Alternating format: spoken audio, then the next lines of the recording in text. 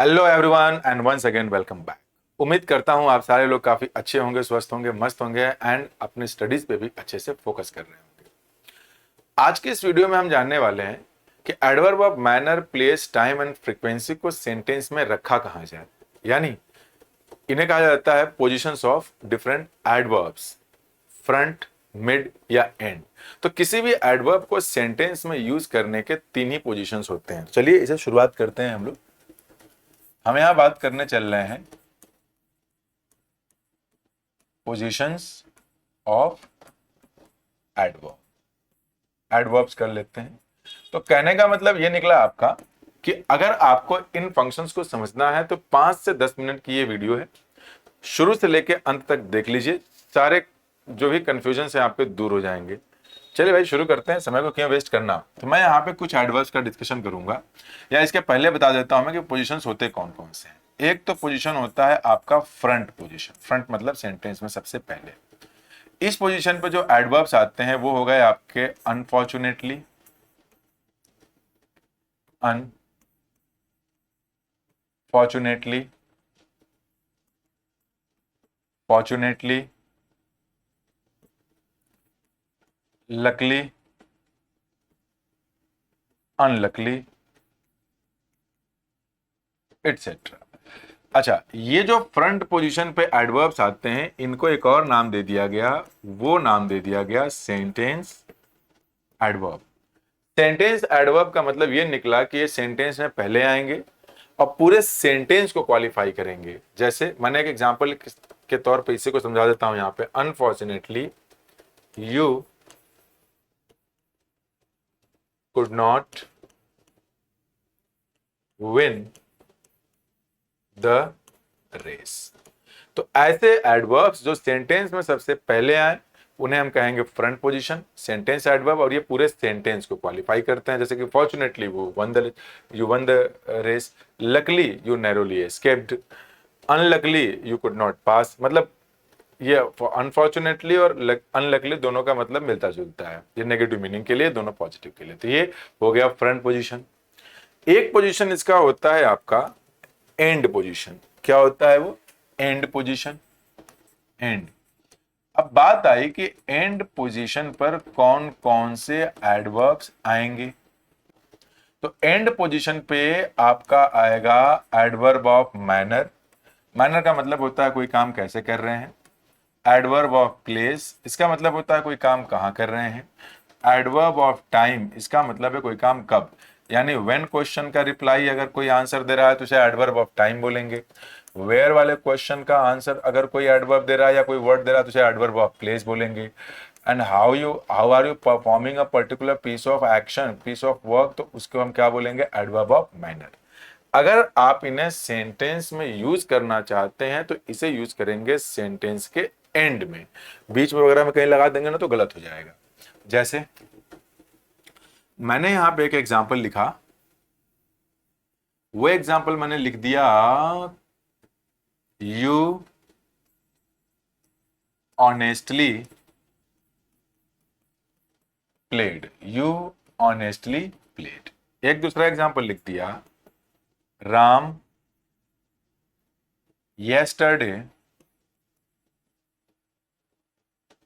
worked। एक तीसरा एग्जांपल मैंने लिख दिया, सीता हियर स्लेप्ट। ये मान लीजिए कि हमारे 3 एग्जांपल्स हैं, ठीक है ना। इन तीनों एग्जांपल को अगर आप ध्यान से देखें तो this is the subject, this is the verb. What about this? It is an adverb of manner. कैसे काम किया गया ऑनेस्टली ये बता रहा है, ईमानदारी से काम को किया गया। ये बन गया सब्जेक्ट, ये बन गया एडवर्ब ऑफ टाइम, ये बन गया वर्ब। ये बना सब्जेक्ट, हियर कहां, वेयर का आंसर है तो प्लेस है, और ये क्या बन जाएगा? वर्ब। तो हमें पता है कि adverb of manner, adverb of place और एडवर्ब ऑफ टाइम ये सेंटेंस में कहां आते हैं? एंड में। यानी उसी जगह गलत है, वहां पे यहां नहीं होना चाहिए था, यहां होना चाहिए था। You played honestly, adverb of manner. Ram worked yesterday, तो ये जो येस्टरडे है टाइम है, तो ये गलत जगह पे है, ये कहाँ होना चाहिए था, यहाँ होना चाहिए था। राम वर्कड येस्टरडे, कोई भी टाइम हो, येस्टरडे, टुडे, टुमारो, सून, ये सारे के सारे बाद में ही आएंगे। ये बन गया आपका सीता हियर स्लेव्ड, वेयर, वेयर का जो आंसर आएगा वो कहाँ जाएगा, लास्ट में जाएगा, तो ये भी गलत जगह पे।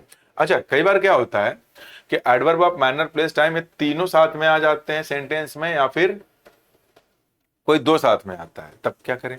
देखिए, एक बात तो क्लियर है ना कि तीनों के तीनों लास्ट में आएंगे। अब दूसरी बात इसमें ये समझना है कि इन तीनों का क्या सीक्वेंस होगा, तो अगर तीनों आ गया तो इसी सीक्वेंस में रहेगा, यानी कि पहले पोजीशन पे ये, दूसरे पे ये, तीसरे पे ये। जैसे कि मैं एक एग्जांपल यहां लिखी दूं, you spoke here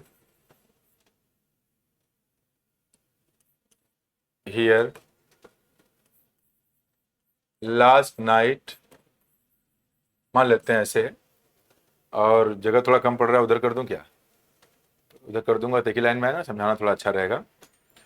last night confidently मान लेते हैं, लिख दिया कॉन्फिडेंटली, ठीक। तो कॉन्फिडेंटली क्या बनेगा, adverb of manner. Last night क्या बनेगा, एडवर्ब ऑफ टाइम। हियर क्या बनेगा, एडवर्ब ऑफ प्लेस। तो मैंने क्या बताया कि अगर मैनर, प्लेस, टाइम तीनों साथ में आ जाए तो सीक्वेंस आपका बनना चाहिए मैनर, प्लेस और टाइम का, तो गलत हो गया, उल्टा हो गया पूरा। ये मैनर पहले आना चाहिए, तो ये बनना चाहिए आपका हियर, फिर क्या आना चाहिए आपका प्लेस, नहीं नहीं उल्टा कर दिया मैंने, पहले आना चाहिए मैनर ना, कॉन्फिडेंटली, ये कॉन्फिडेंटली इधर आना चाहिए, कॉन्फिडेंटली, फिर क्या आना चाहिए प्लेस, फिर क्या आना चाहिए टाइम, यानी कि लास्ट टाइम। तो उम्मीद करता हूं कि आपको एंड पोजीशन वाली बात भी समझ में आ गई होगी, ठीक है। आइए इसमें जरा एक और वैरायटी है, उसको भी सीख लेते हैं हम लोग। एडवर्ब ऑफ फ्रीक्वेंसी को हम यूज करते हैं जनरली मिड पोजीशन पे। किसकी बात करेंगे अब हम लोग, मिड पोजीशन। लेकिन मिड पोजीशन के कुछ शर्तें हैं, जैसे कि एंड पोजीशन की आपने बात किया तो लास्ट में, फ्रंट पोजीशन की आपने बात किया तो सबसे पहले, मिड पोजीशन की बात करेंगे ना तो सेंटेंस के नेचर के हिसाब से बदल जाएगा। भाई फ्रंट और एंड तो बदल नहीं सकता, लेकिन मिड सेंटेंस के नेचर के हिसाब से बदलता है। तो कैसे बदलता है, आइए इसे जरा मैं बता दूं। हालांकि एक वीडियो मैंने इसका बनाया है, तो एक मोटा मोटी आइडिया इसे दे देता हूं आपको मैं, कि अगर सेंटेंस में सब्जेक्ट दिया हो और डायरेक्ट यहां मेन वर्ब दिया हो, ठीक है ना, डायरेक्ट मेन वर्ब, तो मिड पोजीशन यहां माना जाएगा। अगर सेंटेंस में सब्जेक्ट हो, हेल्पिंग वर्ब हो और मेन वर्ब हो, तो मेन वर्ब ये वाले हेल्पिंग वर्ब के बाद माना जाएगा, ये मिड हो जाएगा।